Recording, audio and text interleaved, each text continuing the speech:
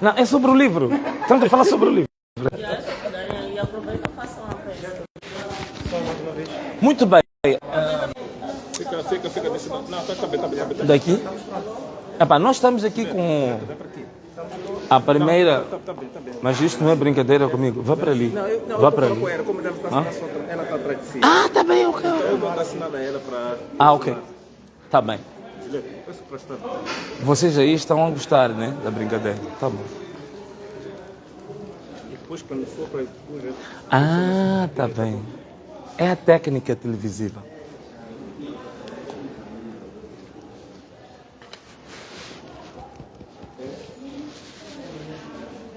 Vai lá um pouco. Ok. Eu vejo se posicionar. Ok, está chamado. Ok? Vamos entrar em direto. Uau! Tá vendo? Estamos quase no direto. A STV.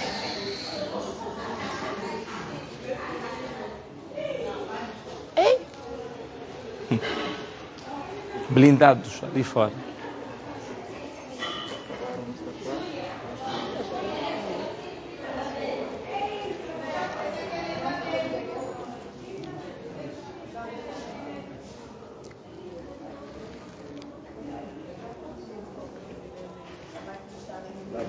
Entra aqui. No ar direto.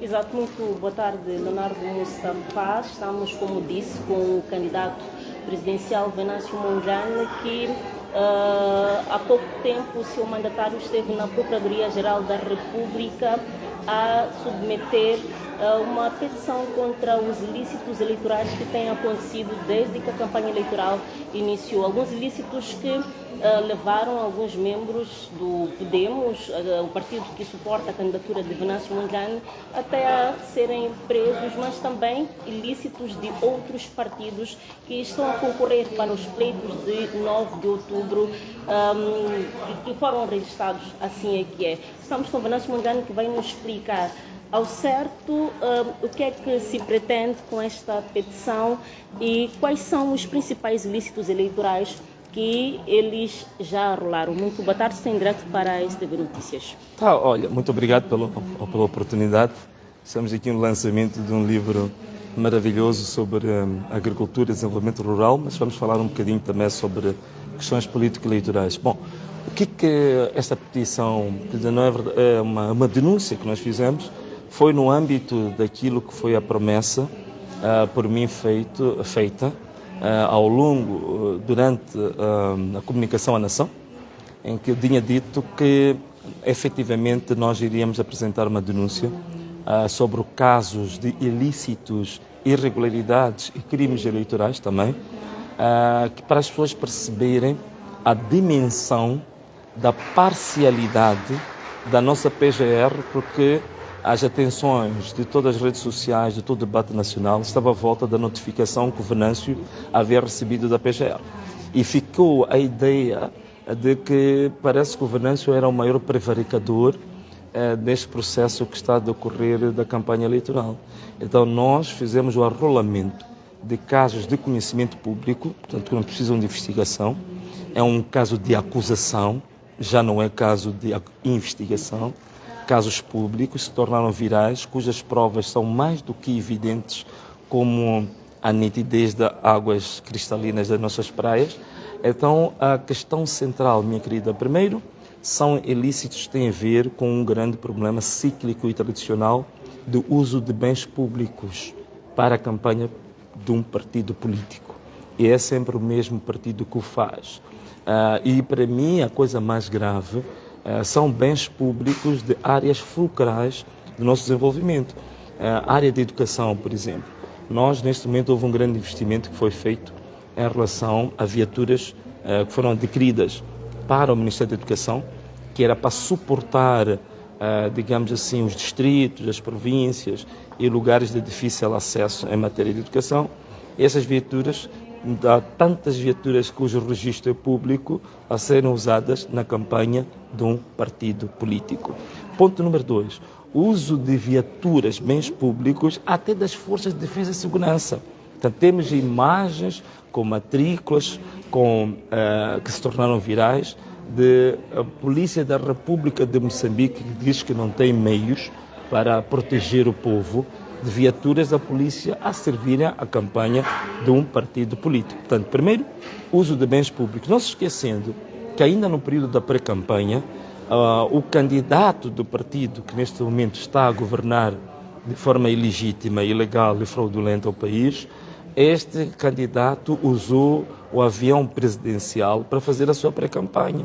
Um avião presidencial que já vem de uma polêmica porque foi adquirido violando a própria lei orçamental. Portanto, é um debate já antigo. Outra questão também que se coloca aqui são outro tipo de ilícitos que têm a ver com a violência eleitoral praticada pelo mesmo partido. E dos casos que nós arrolamos, até nem são do Podemos, nem da CAD. O caso mais evidente foi, digamos, a destruição de mastros de bandeiras de outros partidos, com destaque para o MDM, em que essas imagens penso que foram as que mais correram nas redes sociais e pelo mundo, e que foram equipes, nem foram pessoas individuais, foram equipes dos comitês provinciais deste mesmo partido a destruir material, a agredirem pessoas. E outro lado, dentro daquilo que a gente sempre diz, este país precisa ser despartidarizado. Nós precisamos de um Estado despartidarizado.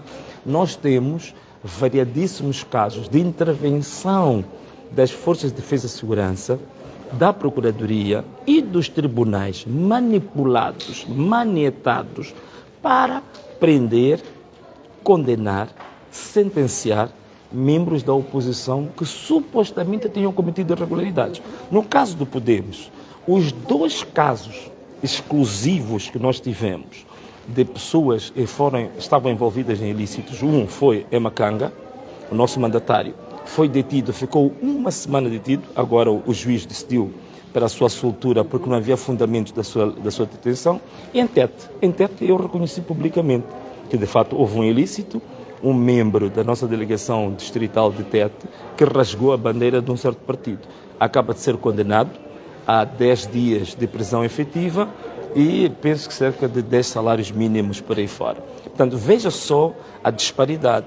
Quando se trata de membros da oposição, os únicos dois casos que aconteceram com Podemos, as pessoas foram detidas imediatamente, foram condenadas exemplarmente e a justiça foi célere contra eles.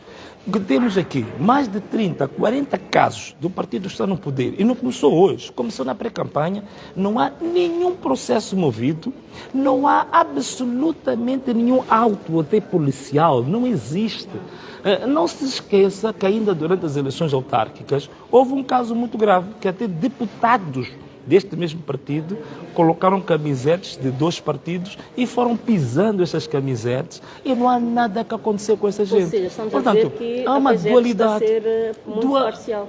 há dualidade de critérios. Portanto, a PGR está, digamos assim, a divorciar-se das suas competências originais, que são de guardiã da legalidade. Não está a cumprir esse papel. Portanto, não está a agir nem com isenção, nem com imparcialidade, nem de forma objetiva e muito menos baseada na lei e na Constituição. Portanto, é a única coisa que podemos dizer, que de fato estamos perante um caso que comprova que um dos pilares do nosso manifesto, que é a despartidarização do Estado, e até posso dizer a desfrelimização do Estado, é extremamente importante e necessária. Agora, com esta petição submetida hoje, acha que haverá alguma resposta boa? Estamos a colocar a PGR na prova dos 9. Aqui tem a PGR a ser desafiada para sabermos o que ela vai dizer nos próximos tempos.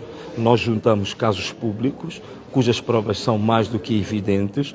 Vamos ver o que a PGR diz. Não é um caso, não são 2, não são 3, não são 10, não são 20. São inúmeros casos que nós demos a conhecer a PGR e vamos ver o que a PGR desta vez vai dizer em relação a esses casos.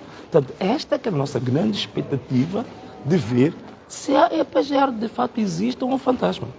Venâncio Mondlane, outro assunto que está não muito ligado ao assunto de hoje, da PGR, mas uma questão que foi levantada na semana passada em relação à questão da pena de morte, que faz parte do seu manifesto. Isso é verdade, não é? Não, não. O meu manifesto, recorde-se de uma coisa, o manifesto de Venâncio Mondlane foi o primeiro manifesto apresentado publicamente.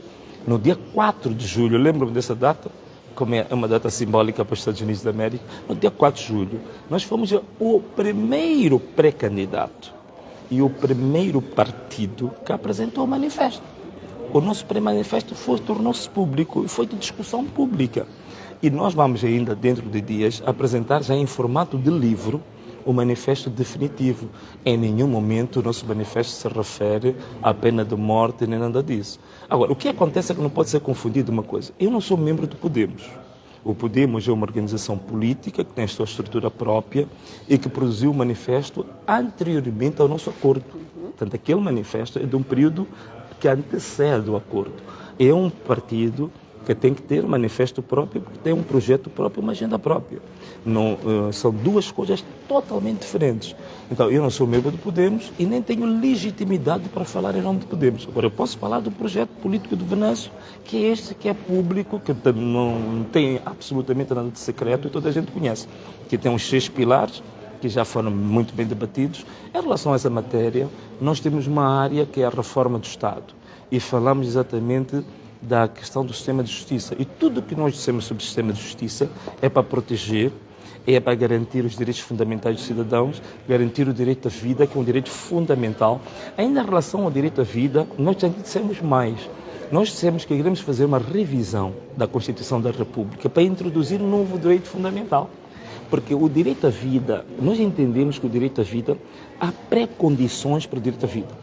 E uma das pré-condições, por exemplo, tem a ver com a necessidade de nós termos aquilo que é o maior alimento que garante qualquer ser humano estar de pé. Qual é que é a água? Então nós introduzimos uma proposta do novo direito fundamental, que é o direito a beber água segura. Esse direito, mais uma vez, vem a reforçar que nós somos a favor da vida e não da morte. Nós somos a favor da luz e não das trevas. Portanto, esse é que é o nosso manifesto. Exato, muito obrigada, Venâncio Mondlane. Um resumo daquilo que consta no documento submetido esta tarde pelo mandatário Elvino Dias à PGR, com os ilícitos eleitorais arrolados, e Venâncio Mondlane disse aqui há pouco tempo que a PGR está a ser de alguma forma parcial, pois olha apenas para os ilícitos cometidos pela oposição. Leonardo Mustafa, nós ficamos por aqui. Boa tarde. E então nós aqui também chegamos ao fim desse mini direto para a nossa página oficial, para o nosso canal também oficial do YouTube. O que vamos fazer? Agora vamos assistir ao lançamento do livro sobre o Sustenta. Um forte abraço, um beijo e tchau! Se faz favor, vocês podem ter uma foto.